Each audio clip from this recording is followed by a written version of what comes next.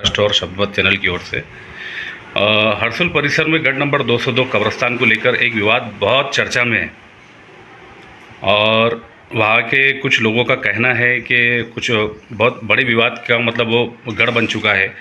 तो हम लोग आपको काफ़ी दिन से तलाश कर रहे थे कि भाई जो नाम तायर खाटी का जो आ रहा है, तो इसमें आपका क्या रोल है, क्या अधिकार है, ज़रा हमको आप तफसील से बताइए।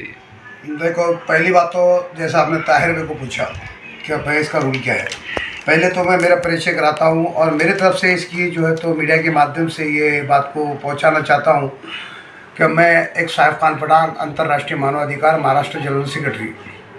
जैसा गुज़िश्ता कुछ हफ्ते पहले ये मुद्दा हम जिला अधिकारी के पास लेकर गए थे और जाने के बाद तफसीला उन्होंने कुछ डॉक्यूमेंट्स, मैंने पूरे डॉक्यूमेंट चेक नहीं किया था, ऊपरा ऊपरी देखने के बाद जो है तो उन्होंने कहा कि भाई अपने को एक निवेदन जिला अधिकारी को देना है। इस बुनियाद पर जो है तो हर्सुल कब्रिस्तान गढ़ नंबर 202 के बारे में देना है। कहा कि कुछ ज़मीन के विवादत वहाँ पे चल रहे हैं, तो बोला ठीक है, अल्हम्दुलिल्लाह अंतर्राष्ट्रीय मानवाधिकार हक के साथ है और हक का साथ देंगी, जो भी अक्ल में जो तो रियल में है तो उसका साथ देंगी। ये बात हमारी वहाँ पे कशमकश हुई और उस बुनियाद पर मेरी एक गलती उसमें यहाँ पे हुई कि मैंने कोई पेपरा पूरे टोटल चेक नहीं किया और चेक करने के बाद मैंने एक निवेदन दिया। ये मीडिया के माध्यम से मैं लोगों को बताना चाह रहा हूँ, क्योंकि समझ में आना चाहिए कि साइफ खान पठान दोहरी चाल चल रहे हो। नहीं, हम दोहरी चाल नहीं चल रहे हैं।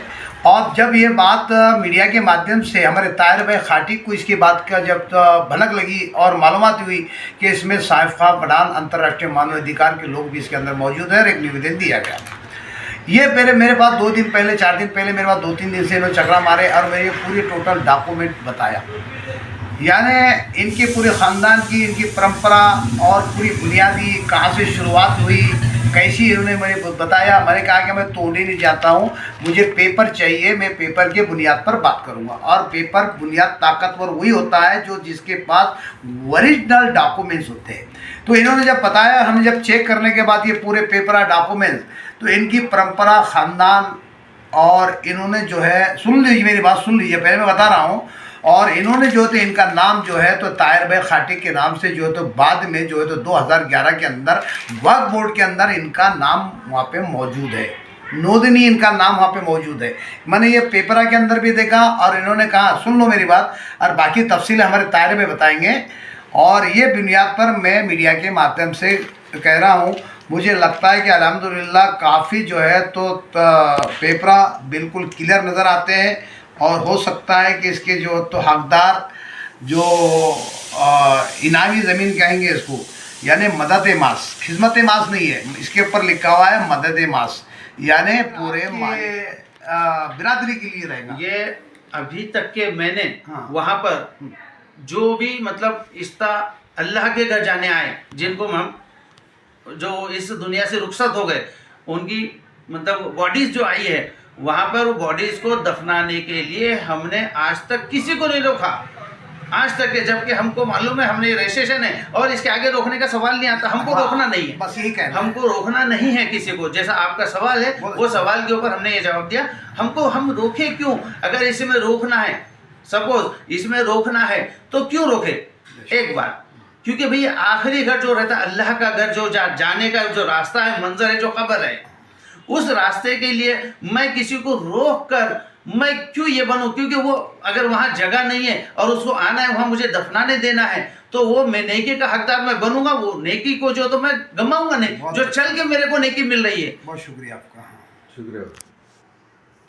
आपका स्वागत है मुल्क की आवाज न्यूज चैनल में एक बेहतरीन ऑफर्स लेकर आए। इक्विनिक्स IT सॉल्यूशंस, लैपटॉप 8,000 रुपए से शुरू, डेस्कटॉप 8,000 रुपए से शुरू, iPad 8,000 रुपए से शुरू और तब 30,029 रुपए से शुरू। सभी डिवाइस पर 3 महीने से लेकर 6 महीने तक गारंटी वारंटी अवेलेबल है। बिल्कुल ही new laptop, best performance, best battery performance, आप एक बेहतरीन लैपटॉप के पात्र हैं। वृत्तपत्र में जो है तो ये CEO महाराष्ट्र राज्य वक्फ मंडल के तरफ से प्रकाशित किया गया।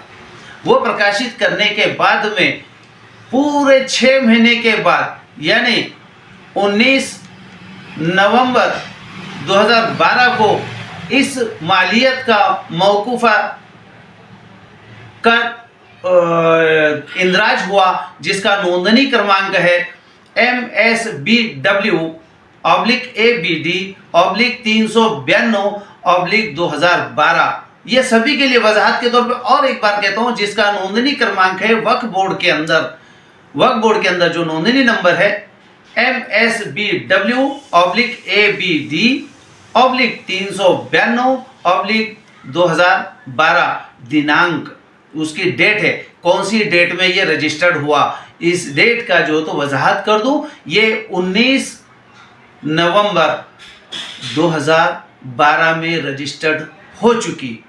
ये रजिस्टर होने से पहले उसी डेट में वक्फ आदेश निकला, जो आदेश CEO साहब ने निकाला, जिसमें पहले नंबर पे जो तो इसमें किस बुनियाद पे किया गया ये रजिस्ट्रेशन, उसके पहली बुनियाद दी गई है वक्फ एक्ट 1995 का।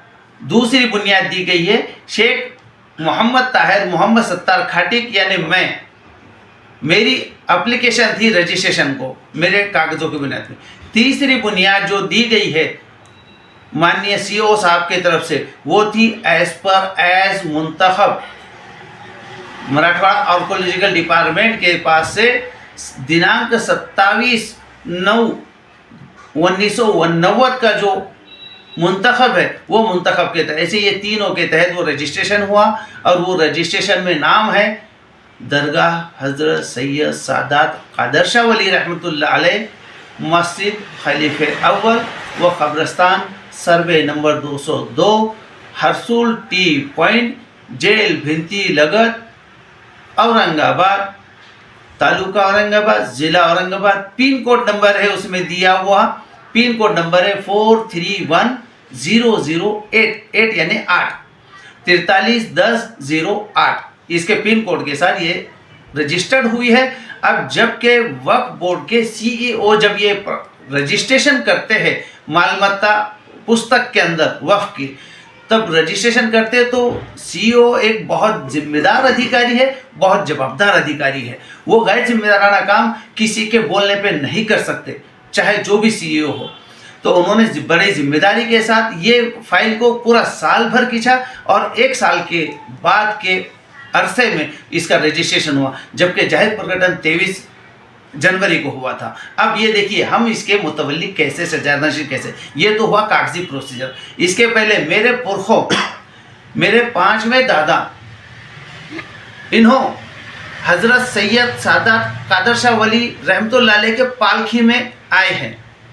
यहाँ के हम मुकीम नहीं हैं उस वक्त, ये पालखी में आए। और पालखी में जब हुआ करते थे तो पालखी में हम वो खटीक है कि जो बकरा अगर हमको तोहफतन उस पालकी को खाने के लिए मिलता था, तो एक मुल्ला होते थे जो ज़िबा करते थे, जो छर्रा मारते थे, यानी उस बकरे पे सल्ला मारने का काम।